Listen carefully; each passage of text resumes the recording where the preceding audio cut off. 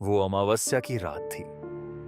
चांद पूरी तरह निकला हुआ था और चारों तरफ उसकी चांदनी फैली हुई थी। भेड़ियों के चिल्लाने की डरावनी आवाजें गूंज रही थीं। उसी समय दूसरी तरफ तीन भयानक चुड़ैलें एक पीपल के पेड़ पर बैठी हुई थीं। हम कब तक यहाँ अपने शिकार का इंतजार करते रहेंगे? मुझे बहुत तेज भूख लगी है। चलो गांव से ही अपना शिकार पकड़कर लाते हैं। नहीं, हमें इंसानों को नहीं मारना चाहिए।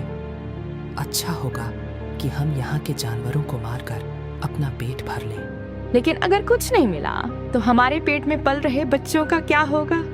रुको रुको, मुझे झाड़ियों में कुछ हलचल नजर आ रही है। लगता है कोई जानवर है। तभी एक आदमी के रोने की आवाज आती है। मैं मर गया, मुझे बहुत दर्द हो रहा है, मेरी सहायता करो, कोई तो मेरी मदद करो। तीनों चुड़ैल चुपके से उस आदमी को देखने जाती हैं। ये आदमी जख्मी लगता है। किसी जानवर ने इस पर हमला कर दिया होगा जिसकी वजह से ये यहाँ जख्मी पड़ा है। चलो इसकी मदद करते हैं। रुको, इसको मरने दो। इसके मरते ही हम इसे खा जाएंगे और आज हमारा पेट भर जाएगा। पागल हो क्या? मैं तो इसकी मदद करने जा रही हूँ। चुड़ैल तुरंत अपना रूप बदलकर उस आदमी के पास जाती है, जिसके बाद बाकी दोनों भी अपना रूप बदल लेती हैं और उसकी मदद के लिए चली जाती हैं। अरे बाबा, तुम्हें क्या हुआ? तुम इस तरह जमीन पर क्यों पड़े हो? जैसे ही वो दोनों चुड़ैलें उस आदमी को उठाने जाती हैं, उन्हें बहुत तेज करंट लगता है और वो पीछे जाकर गिर जाती हैं। फिर वे अपने असली रूप में आ जाती हैं। कौन हो तुम और कहां से आए हो? हमने तुम्हें छुआ तो हमें करंट क्यों लगा? वो आदमी तुरंत जंगल का देवता बन जाता है। इसके बाद वो तीनों चुड़ैलों से कहता है, मुझे लगा था कि तुम तीनों मिलकर मुझे खा जाओगी, लेकिन तुम तीनों मेरी जान बचाने आ गई। मैं केवल तुम्हारी परीक्षा ले रहा था, लेकिन तुम तीनों प्रेग्नेंट कैसे हो और चुड़ैल कैसे बनी? हम तीनों बहनें थीं। हमारी माँ ने हमारी शादी एक ही घर के 3 भाइयों से करवा दी थी। शादी के बाद हम तीनों ने अपने घर की सारी जिम्मेदारी उठाई थी, लेकिन हमारी सास को हम बिल्कुल पसंद नहीं थे, क्योंकि हम गरीब परिवार से थे। हमारी सास हम तीनों पर बहुत अत्याचार करती थी। हम तीनों एक साथ प्रेग्नेंट थीं। हम तीनों बहनें रसोई में खाना बना रही थीं, तभी अचानक सिलेंडर फट गया। हम चुड़ैल बन गई, लेकिन हमने कभी इंसान को मारकर नहीं खाया। तुम तीनों बहुत अच्छी हो। मैं तुमको वरदान देता हूं कि जब तुम अपने बच्चे को जन्म दोगी तो वह इंसान का बच्चा होगा और दिन के समय तुम हमेशा इंसानी रूप में रहोगी। लेकिन जैसे ही सूरज डूबेगा तुम तीनों अपने असली रूप में वापस आ जाओगी। यह कहकर देवता वहां से गायब हो जाते हैं। तभी दूसरी चुड़ैल अपने पेट पर हाथ रखकर कहती है, अब हम क्या करें? मुझे बहुत जोरों से भूख लगी है। मेरे पेट में चूहे कूद रहे हैं। इतना कहते ही उनके सामने कई तरह के पकवान आ जाते हैं। वह तीनों खाने पर टूट पड़ती हैं और खाना खाकर वह चुड़ैल पीपल के पेड़ पर जाकर सो जाती है। अगले दिन सुबह जैसे ही सूरज की किरणें उनके ऊपर पड़ती हैं, वह इंसानी रूप में आ जाती हैं। अरे, हम तो इंसान लग रही हैं, जैसे देवता ने कहा था। फिर उन्हें अपने माता पिता की याद आती है और सोचती हैं, पता नहीं वह कैसे होंगे। दूसरी बहन ये बात सुनकर अपने माता पिता के घर जाती है, लेकिन पहले खिड़की से झांकती है। उसे लगता है कि उसके माता पिता के पास खाने के लिए एक दाना तक नहीं है। काश मेरे पास ढेर सारा पैसा होता तो मैं अपने माता पिता की मदद करती। उसके इतना कहते ही उसके सामने पैसों का ढेर लग जाता है। अरे वाह, तुम्हारे पेट से पैसे निकलते हैं, मेरे फीट चौड़े के पेड़ से ढेर सारे सोने के जेवर निकाल लेते हैं।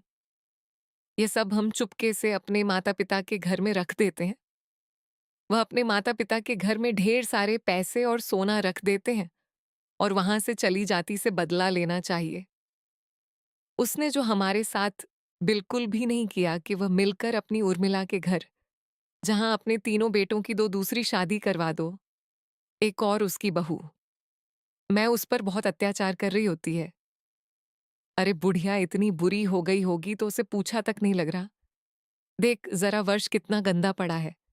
जैन बहू, मेरी तबीयत ठीक नहीं है, आज मुझसे काम नहीं हो रहा। ऊपर से सुबह से कुछ खाया भी नहीं है। कभी गुंजन उर्मिला को इतनी जोर की लात मारती है, जिसके बाद उर्मिला को चोट लग जाती है कि रोटियां तो यहाँ नहीं मिलेगी। समझे तो फटाफट काम कर, उसके बाद खाने के लिए सोचिए। वह तीनों चुड़ैल दूर खड़ी देखती रहती है, जिसके बाद उन्हें उर्मिला पर बहुत दया आती है और वह मिलाकर पास जाती है, जिसके बाद उर्मिला उन तीनों को एक साथ देखकर बहुत डर जाती है। तब तुम दोनों जिंदा हो, ये कैसे हो सकता है? मैंने ही तो तुम तीनों को मारा था, जिसका पश्चाताप मैं अभी तक कर रही हूं, हम सब जानते हैं। तुम चिंता मत करो, तुम्हारी मदद करेंगे। तभी वह तीनों प्रेग्नेंट चुड़ैल अपने पेट पर हाथ रखती हैं, जिसके बाद पहले चुड़ैल के पेड़ से ढेर सारे पैसे निकालते हैं और दूसरी चुड़ैल के पेड़ से ढेर सारे पकवान निकलते हैं और तीसरी चुड़ैल के पेड़ से ढेर सारी सोने के गहने निकलने लगते हैं। तुम अपने पास रख लो, इससे तुम्हारी सहायता हो जाएगी और तुम अपनी तीनों नहीं बहू से छुटकारा पा लूंगी। वह मुझे माफ कर दो, मैंने बहुत बड़ी गलती कर दी, आपने चूकी है, उसे भूल जाओ और आज के बाद कभी किसी के साथ ऐसा मत करना कि हरी हम तीनों ने ध्यान नहीं दिया। शाम होने वाली है, हमें जल्दी से जंगल पहुंचना होगा। वह तीनों चुड़ैल जल्दी से जंगल की तरफ जाने लगती है, जिसके बाद जंगल पहुंचते पहुंचते वहीं और चुड़ैल बन जाती है। वहीं दूसरी तरफ उर्मिला उनका पीछा करते करते जंगल में पहुंच जाती है, जिसके बाद उर्मिला को उनकी पूरी सच्चाई पता चल जाती है। भगवान, मेरी दोनों बहुएं जिंदा नहीं हैं, लेकिन फिर भी उन्होंने मेरी मदद की।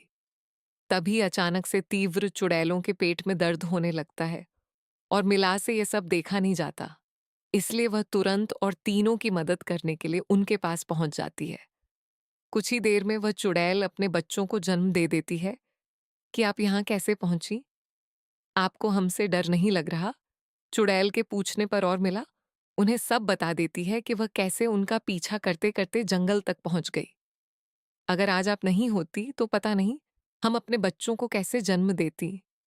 लेकिन ये कैसे मुमकिन है? तुम तीन हो तो चुड़ैल हो, तो तुम्हारे बच्चे इंसान के कैसे हो सकते हैं? जो तुमने उद्देश्यों के साथ किया था, उसका पश्चाताप करने के लिए इन बच्चों को इन साधु का रूप मिला है। आज से इन बच्चों की जिम्मेदारी तुम्हारी है। मैंने अपनी तीनों बहुओं के साथ बहुत ही बुरा किया। आज अगर मैं ऐसा नहीं करती तो शायद वह तीनों जिंदा होती, लेकिन अपनी गलती का पश्चाताप करने के लिए मैं अपनी तीनों बहुओं के बच्चों को अच्छी परवरिश दूंगी।